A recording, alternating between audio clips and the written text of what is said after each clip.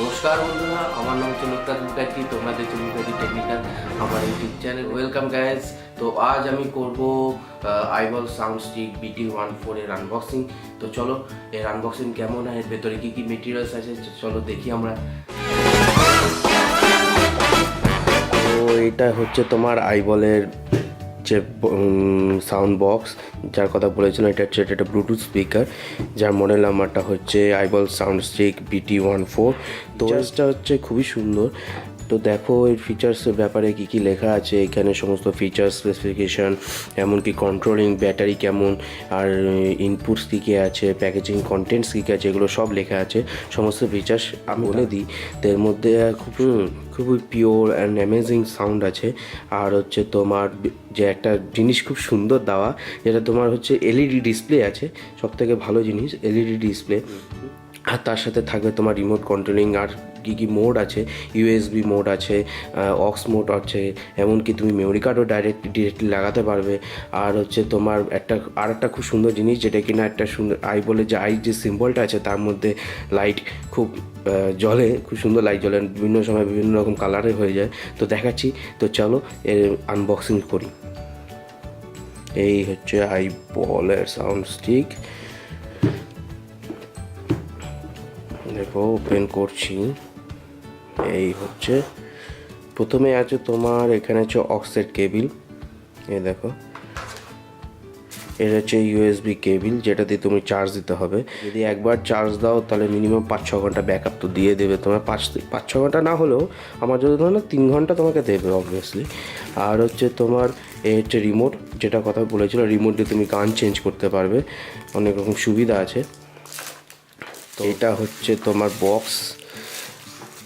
তার আগে দেখি দিয়ে এখানে এই বক্সের ভেতরে একটা জিনিস আছে যেটা কিনা ম্যানুয়াল গাইড। তোমার যদি দেখতে ইচ্ছা করে দেখতে পাবে। এই দেখো ম্যানুয়াল গাইড আছে, মানে কী কী জানতে যদি ইচ্ছা হয়, কীরকম ফাংশন আছে। তো এটা হচ্ছে তো আশা করি দরকার নাও পড়তে, আর দরকার নাও বলে যেতে পারে, যদি তোমাদের দরকারও যদি আসে। এটা হচ্ছে তার ম্যানুয়াল গাইড। তো এটা সাইডে রাখলাম।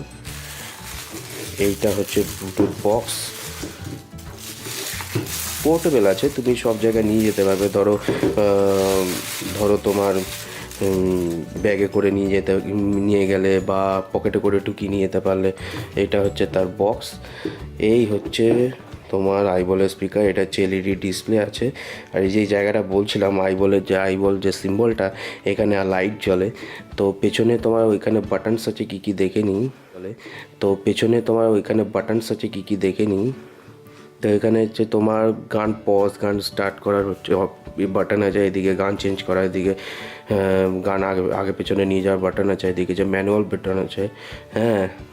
আর এটা তোমার অন অফ বাটন। এদিকে তোমার USB যে চার্জিং যে অপশান আছে, চার্জ করতে পারবে। এটা হচ্ছে তোমার মানে কার্ডের অপশান আছে, এদিকে হচ্ছে অক্সে। আর এটা হচ্ছে তোমার USB, তুমি ধরো কার্ড রিডার লাগাতে পারলে, অনেক রকম অপশান আছে এর মধ্যে। খুবই ভালো লাগবে বক্সটা, খুব হালকা, বেশি ওয়েটও নয়। ওজন কত হবে, খুবই হালকা, দেখে নি তাও কতটা ইয়ে আছে। তোমার 270 গ্রাম ওয়েট আছে, খুবই হালকা ওয়েট। লম্বায় বড় আর কি, লেন্থে।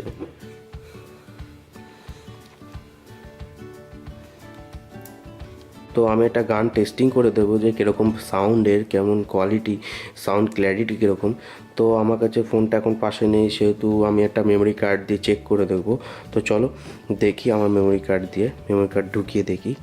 তো আমি আমার মেমোরি কার্ডটা এর মধ্যে ঢোকাচ্ছি।